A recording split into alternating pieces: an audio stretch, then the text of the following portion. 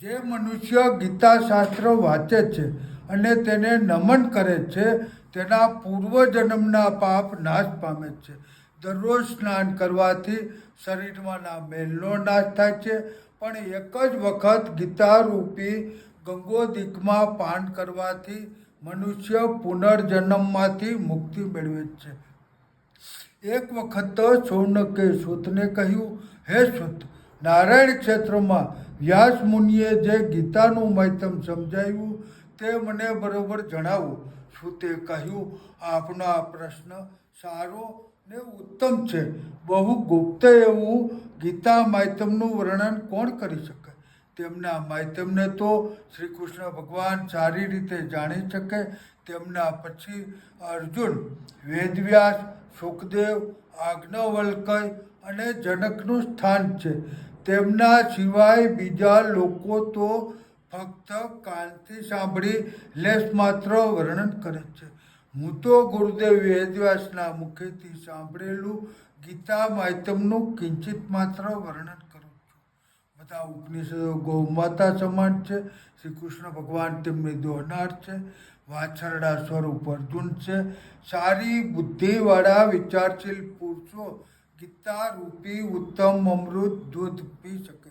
જેમણે અર્જુનના સારથી બની ગીતા રૂપી ઉત્તમ અમૃત ભેટ આપી ત્રણ લોક ઉપર ઉપકાર કર્યો તે પરમાત્મા શ્રી કૃષ્ણ ભગવાનને નમસ્કાર.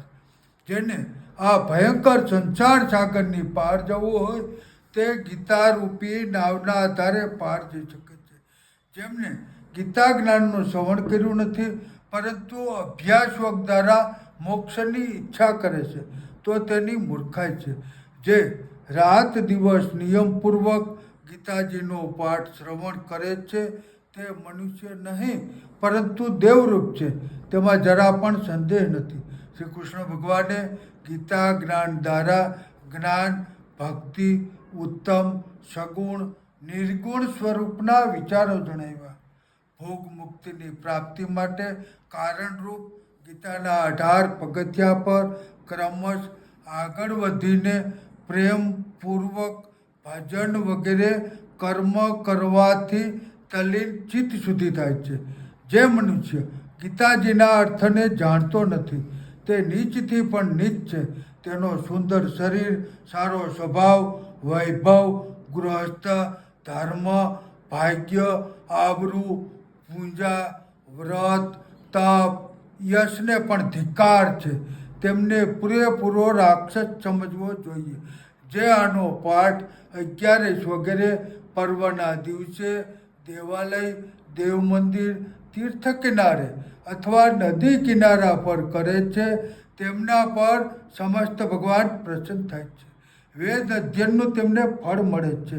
જેમના ઘરમાં ગીતાજીનો પાઠ થાય છે ત્યાં શત્રુ દ્વારા કરેલ મારણ, મોહન, ઉચ્ચાટન, વશીકરણ વગેરે પ્રયોગ આધ્યાત્મિક, આધદૈવિક, આધભૌતિક દુઃખોથી થનારી પીડા, રોગ, દોગ, શાપ, પાપ, દુર્ગતિ, નરક યાતના કોઈને થતી નથી. તેમના પાપ નાશ પામે છે. તેમના શરીરમાં બધા તીર્થો વાસ કરે છે.